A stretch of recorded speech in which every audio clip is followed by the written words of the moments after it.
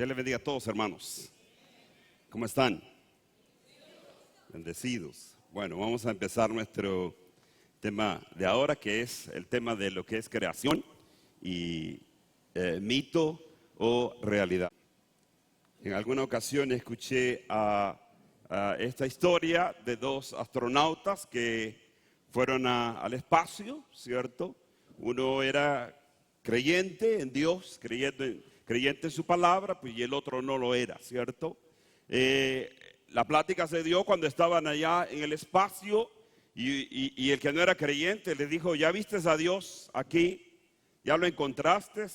¿Ya lo saludaste? ¿Ya hablaste con Él acá en el espacio?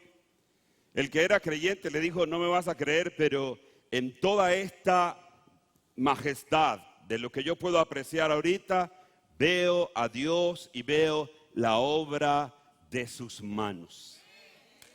Todo para decir que el tema que vamos a ver ahora, hermano, tiene que ver con perspectivas, con cosmovisiones, con la manera en cómo uno ve las cosas, ¿cierto? Y el mundo está dividido entre un grupo de personas que básicamente son materialistas, creen que nacen y creen que van a morir y con la materia se va a acabar todo.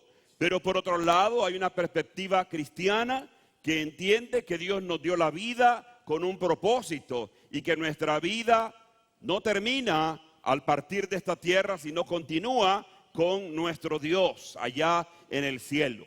Entonces es una cuestión de ¿qué? De perspectivas. No pretendo en esta hora tampoco tener un discurso científico, y si en algún momento ustedes escuchan algunos conceptos así un poco científicos, pues vamos a tener que paciencia.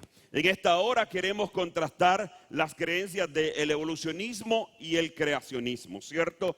Aunque ya hay antecedentes antes de la llegada de Charles Darwin, el británico que escribe El origen de las especies, acerca del evolucionismo. A él se considera que es uno de los iniciadores de este concepto, aunque ya habían algunos pensadores antes de él. Por el otro lado está el creacionismo, que básicamente se sustenta en la primera palabra del libro de Génesis, que dice: en el principio creó Dios los cielos y la tierra, ¿cierto?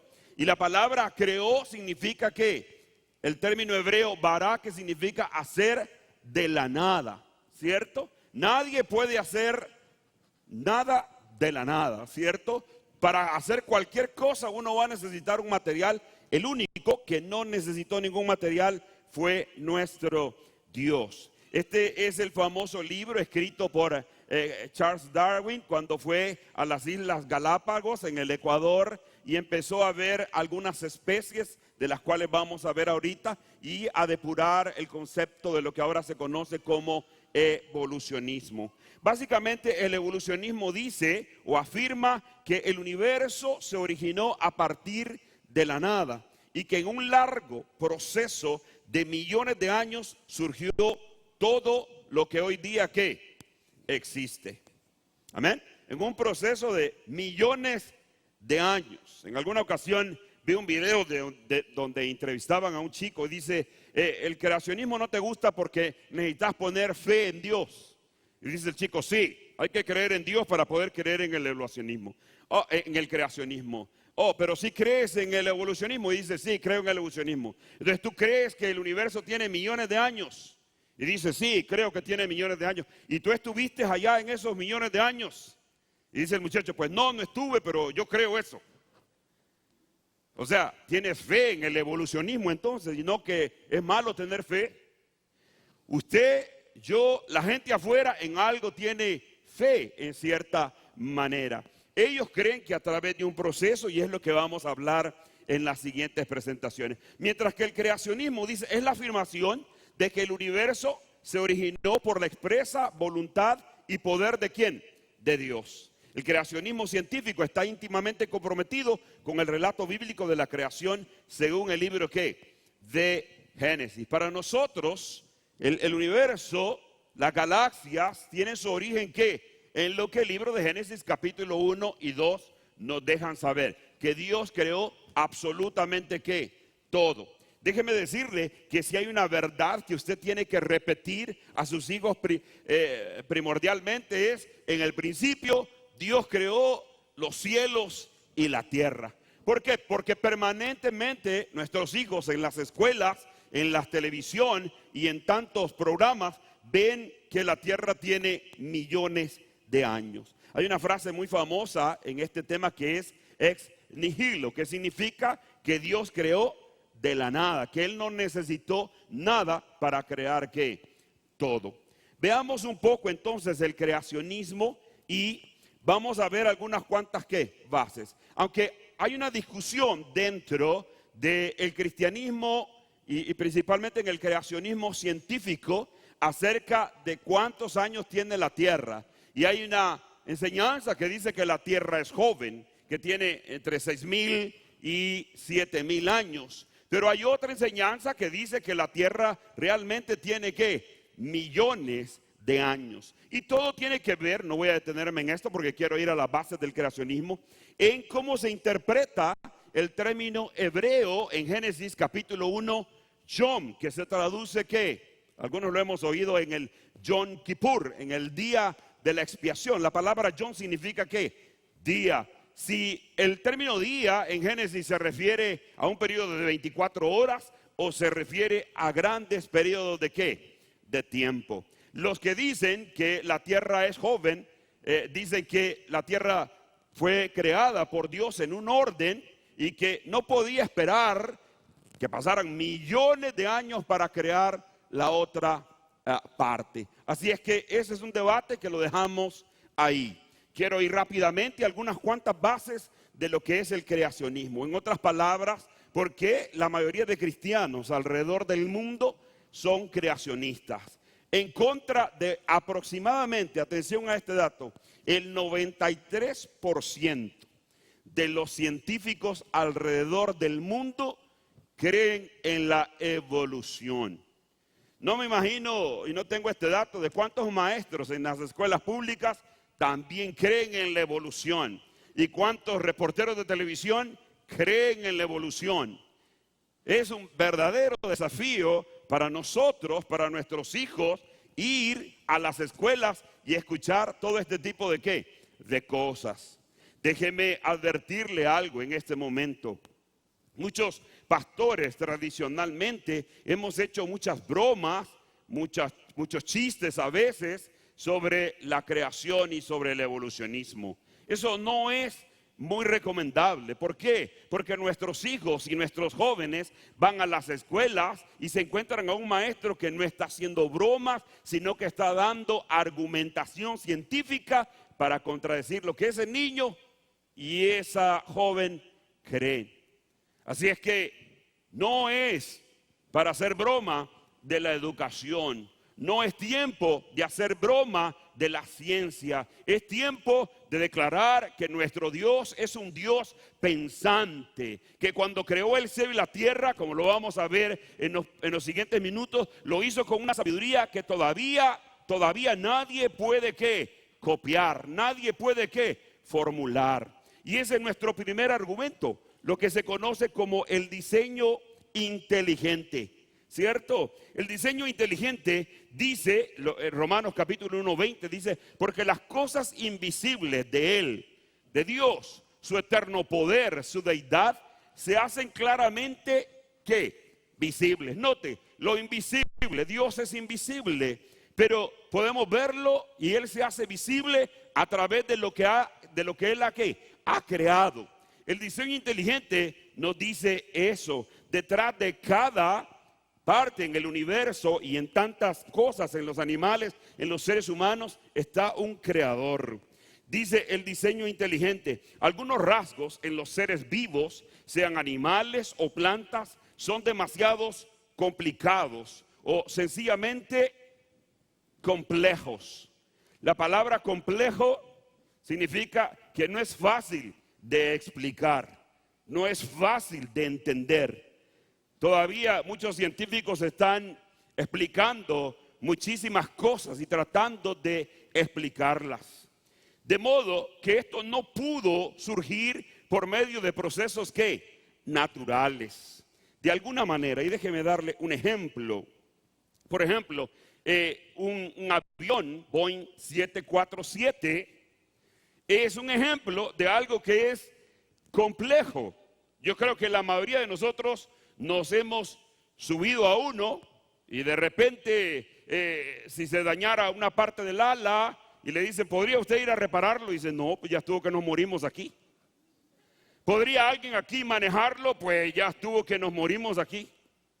¿Cierto? Porque es sumamente ¿qué? Complejo para que se mantenga en el aire, para que pueda descender, para que pueda ascender, para que pueda llevar bien las alas. Y todo es sumamente ¿qué? Complejo. Básicamente, todo mundo a través de la razón tiene que llegar a la conclusión de que detrás de un avión como este hay un diseñador. Alguien que lo creó, alguien que lo planeó y que por cierto no lo hizo de la noche a la mañana. Fue poco a poco llegando hasta lo que ahora conocemos un avión de esa naturaleza. El diseño inteligente dice que el universo tiene tanta complejidad que no pudo formarse solo, no pudo llegar a través de un proceso selectivo, sino que tuvo que tener la mano de un diseñador. Y usted y yo sabemos quién es ese diseñador. Es Dios, el creador del cielo y la tierra. Podríamos solamente en este punto quedarnos extensamente. Por ejemplo, la manera en cómo funciona el ojo. ¿Cierto? Dios mío, hay bastantes oftalmólogos que estudian los ojos y se dan cuenta que es algo sumamente ¿qué? Complejo para capturar información, enviarla al cerebro y todo ese proceso. O qué diríamos, por ejemplo, un hematólogo nos tendría que explicar, y yo estuve leyendo de eso y dije que es difícil explicar eso, ¿no? Como cuando usted se hiere, inmediatamente el cuerpo, que es sumamente complejo, envía una señal y empieza a juntarse ahí los coagulantes y están listos para poder remediar esa herida instantáneamente. ¿Por qué? Porque el cuerpo del ser humano ha sido diseñado por nuestro Creador, por Dios. Y no quisiéramos imaginarnos, no sé, cuando usted vea una hormiguita pequeña y dice, ¿cómo? ¿Quién creó esta hormiguita? ¿Cierto? ¿Quién creó a la jirafa? ¿Sabe, hermano? La jirafa cuando se inclina para comer podría tener problemas en su cerebro, pero ¿sabe qué? Alguien la diseñó para poder inclinarse y no tener ningún problema en su cerebro de exceso de sangre, por ejemplo. ¿Quién es ese diseñador? Dios. ¿Quién creó el universo? ¿Quién puso la gravedad sobre la tierra? Sencillamente no pudo ser un proceso evolutivo, tuvo que haber sido nuestro Dios, el creador del universo. Podríamos detenernos un buen rato para hablar del ácido, mejor digamos, del ADN, algo que es tan novedoso, o el genograma humano, cómo nosotros estamos constituidos, las moléculas, las células, que son tan pero tan complejas. ¿Cómo vamos a creer que se formaron por sí solas, que llegaron a estar y a funcionar de la manera que funcionan sin haber detrás de ellas un creador? Es sencillamente imposible y tenemos que adelantarnos en esto. El gran científico Gregorio Mendel, que creó muchas leyes, podemos ocuparlo en esta sección de Génesis 1:24, cuando dice que Dios creó a todas y a cada una de sus criaturas según que su especie. Amén. Según su especie. Dios delimitó en cada criatura que se convirtiera en una ¿qué? En una especie. El uso de esta palabra, dice un comentarista, muestra que Dios creó a cada animal con un código genético que establece sus características particulares y limita sus variaciones genéticas. Es imposible cruzar la línea genética entre especies. Todos hemos oído esto, ¿verdad? El mono más inteligente sigue siendo, y el hombre más lento sigue siendo ¿qué? Hombre, ¿o no? Nadie puede cruzar su especie. Dios creó a cada quien según su especie y nadie, absolutamente nadie, puede cruzarla. Podemos afirmar que nadie ha producido jamás una especie por medio de lo que los evolucionistas llaman selección natural. La selección natural sostiene que los vivientes que más se adecúen a condiciones naturales del lugar donde vive prevalecerán por medio de su descendencia, mientras que los vivientes que sean ineptos desaparecerán. Este concepto nos va a llevar a algo que vamos a ver en unos minutos. Por ejemplo, una manada de ciervos amenazada por animales carniceros, es natural que sobreviva el que corre ¿qué? Más rápido, pero sigue siendo ¿qué? Un ciervo. No, los que puedan sobresalir, los que tengan capacidad de adaptación, esos son, a eso le llaman evolución, ¿cierto?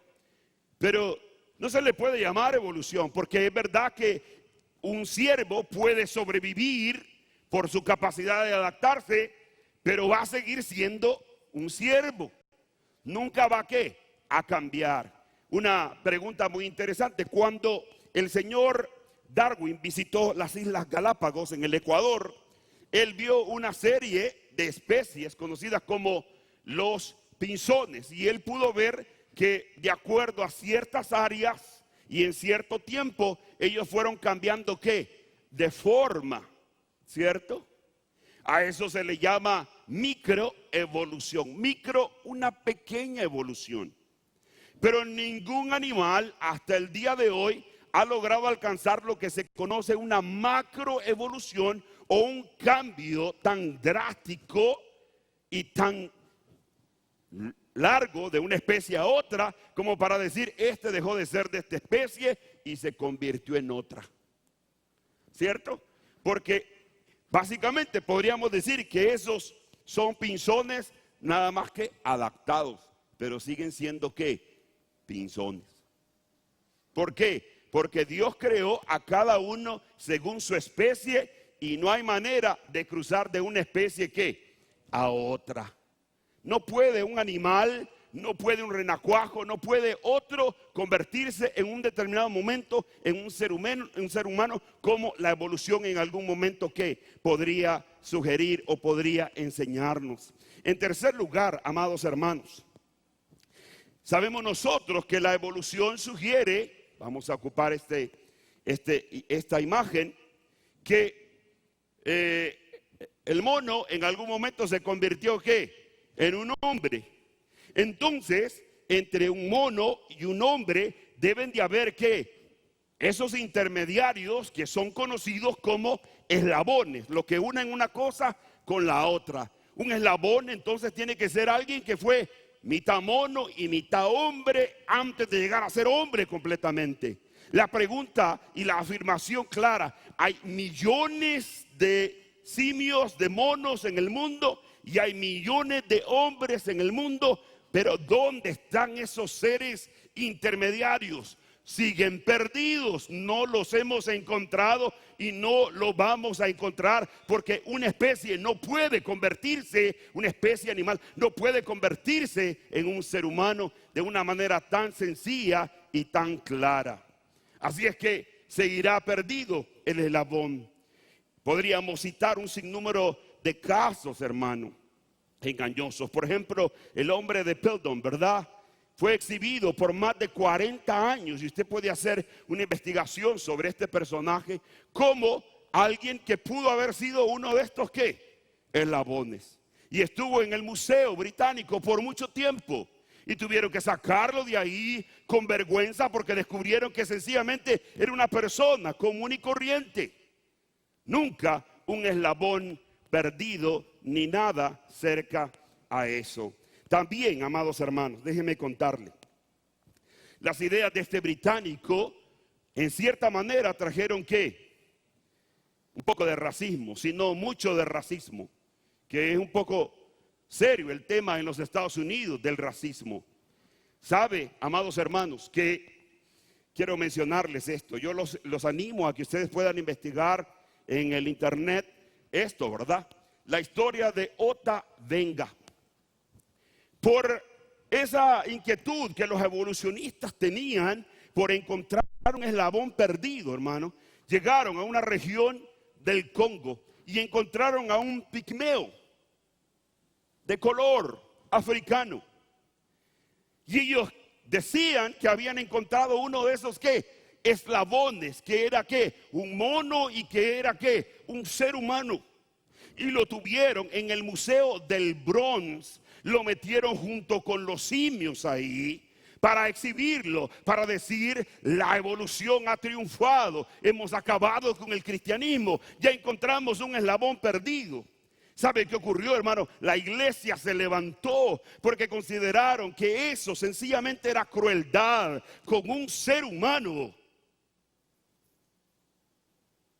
Lo sacaron de ahí, de la exhibición, porque la gente iba a saludarlo entendiendo que ese era mitad simio y mitad hombre. La iglesia provocó que lo sacaran de ahí. Trató la iglesia de poder recuperarlo. Pero la depresión que ese hombre vivió, había perdido su familia antes de ser capturado por estos investigadores. Fue tan grave que Ota Benga, el famoso pseudo eslabón perdido, se suicidó. Yo quisiera que esos científicos dijeran cosas como esas en el ambiente que tenemos en los Estados Unidos en la actualidad. Que compararan una persona de color con un simio. Sería vergonzoso, y eso es lo que produce la selección natural, que va diciendo que solo los poderosos, solo los más capaces van a sobrevivir. Esas son las ideas que alguna vez alimentaron un poco a Hitler para destruir a una raza inferior. Eso es lo que alimenta a muchas personas en este país para considerar a personas de otro color inferiores, cuando todos somos creados a la imagen de Dios.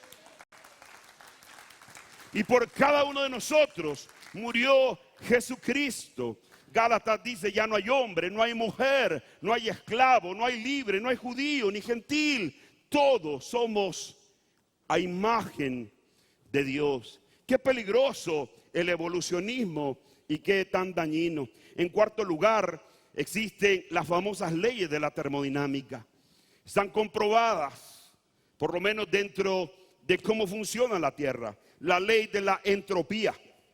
Me encanta. Si usted lee Isaías capítulo 51, versículo 6 dice, alzad vuestros ojos a los cielos y mirad la tierra abajo, porque los cielos como humo se desvanecerán y la tierra como un vestido se gastará. Esa declaración del profeta Isaías, que en la segunda parte de Isaías exactamente habla muchísimo de Dios, de la creación de Dios, y es una de las partes más de la teología propia de Dios Padre que habla él. Hablando de la tierra, dice que se gastará. Es como un trapo que se desgasta. ¿Sabe? La ley de la entropía dice, hermano, que todo tiende al desorden, todo tiende al caos. Es una ley.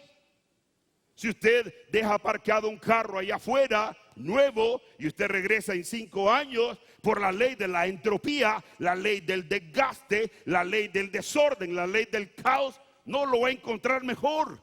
Lo va a encontrar ¿qué? Dañado, afectado. En otras palabras, la ley de la entropía dice que el universo, por lo menos la Tierra, tiende a la degradación y no a la evolución. No tiende a mejorar, tiende a empeorar, tiende la tierra a gastarse.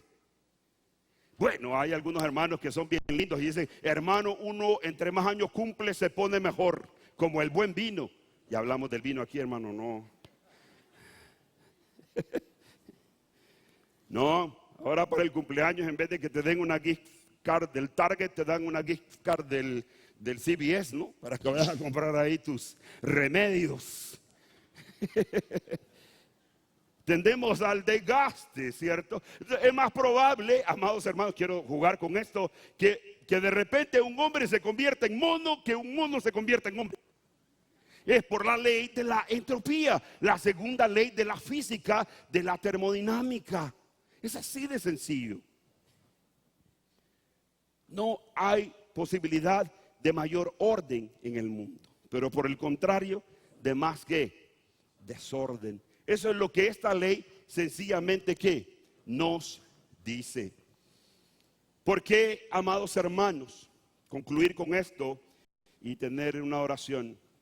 ¿Por qué entonces uno puede leer debates en YouTube y puede leer debates en línea y puede encontrar tantos científicos? Porque unos piensan una cosa y los otros piensan otra.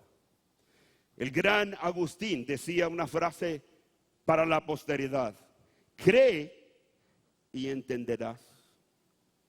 En el momento que una persona cree en Dios, como el apóstol San Pablo, que no veía a Jesucristo en el Antiguo Testamento, pero en el momento que él tiene un encuentro con él, empieza a entender absolutamente todo acerca de Jesucristo. Cuando uno pone su fe en Dios, confía en Dios, puede ser como ese astronauta que fue al espacio y embelezarte con tanta belleza y descubrir que detrás de todo esto que hay en el planeta Tierra, en las galaxias, en el universo, en las estrellas, hay una mano prodigiosa que es la mano de Dios. Mientras tanto, uno puede estar sin percatarse, sin embelezarse, sin importarse, porque sencillamente no quieres creer en Dios y tienes prejuicios. ¿Cierto? Y cuando uno tiene un prejuicio para creer en algo, hay una famosa frase, ¿verdad? La gente no cree en Dios porque no les conviene creer en Dios. Porque cuando uno cree en Dios, uno tiene que vivir para Dios. Mucha gente no quiere vivir para Dios, no quiere rendirse a la evidencia. Pasa como aquellas personas que tienen a un hijo o a una hija en prisión y aunque les pueden mostrar un video sobre que ellos son culpables de algo, ellos dicen: no, ese no es mi hijo, esa ropa no me la recuerdo, no es, y aunque está la evidencia, no la quieres creer porque estás prejuiciado. Desde esa perspectiva, ninguna explicación sobre el creacionismo, sobre diseño inteligente, sobre ley de la entropía, sobre el tema de las especies de Gregorio Mendel, ninguno de esos va a traer convencimiento a una persona, porque la fe viene por el oír y por el oír la palabra de Dios. Necesitamos creer y nuestro corazón se abre con fe a nuestro Creador. Vamos a orar en este momento. Señor, te damos gracias. Ya el salmista lo decía: los cielos cuentan la gloria de Dios y la obra de tus manos. Hay corazones que ante la evidencia de un creador se postran, se humillan y se sienten tan pequeños. Queremos ser nosotros de esos. Hay personas que ante la evidencia toman postura de no creer y por supuesto es bastante respetable. Nuestra tarea es predicar la palabra. Nuestra tarea es hablar de Cristo, de ese Creador que envió a su Hijo a morir por nuestros pecados, para darnos una nueva vida, una nueva esperanza. Queremos, Señor, terminar este momento pensando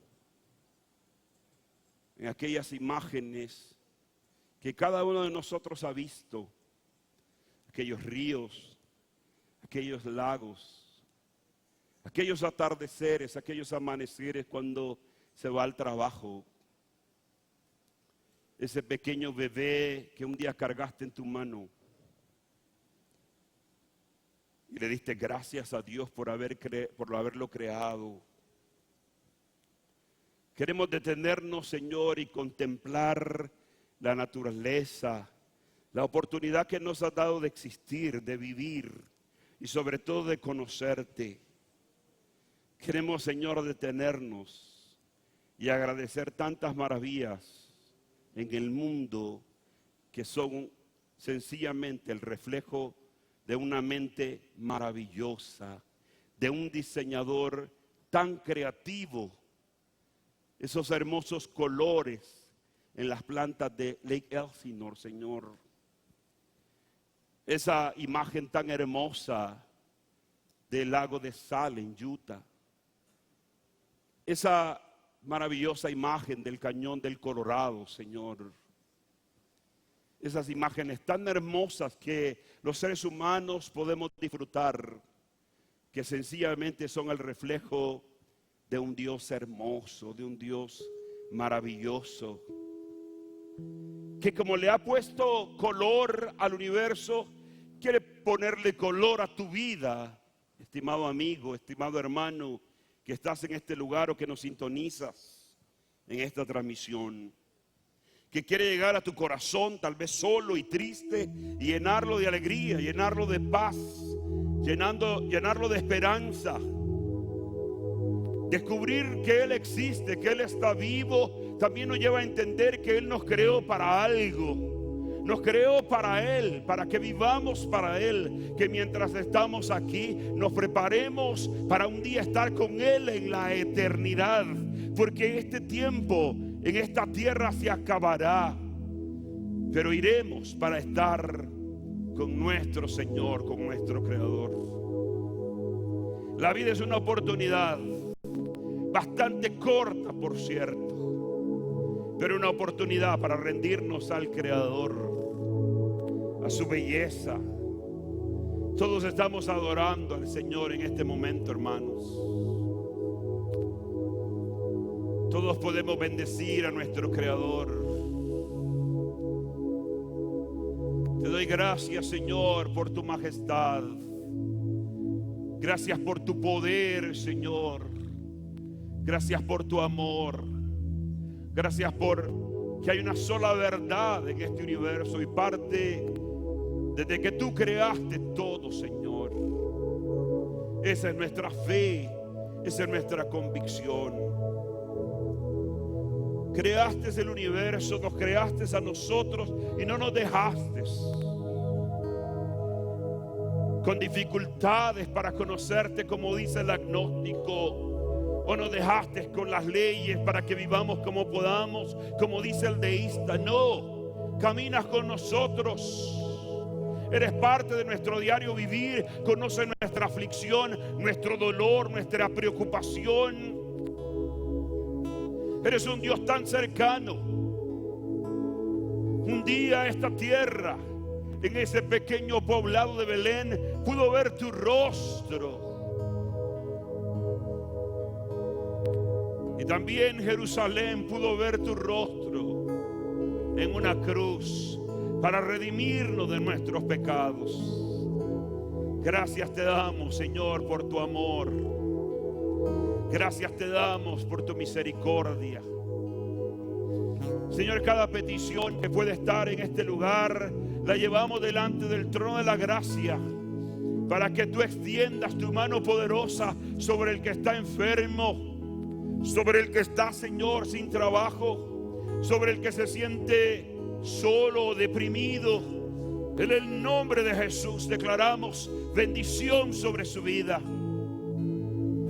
Para aquel, Señor, que siente que los planes no están saliendo como esperaba, Señor, enséñale que tú estás ahí con un propósito. Oh, sí, Señor, te adoramos, te bendecimos, Señor. Eres maravilloso, eres maravilloso, eres maravilloso. ¿Por qué no hablas con tu Creador, hermano? ¿Por qué no hablas con aquel que te dio la vida?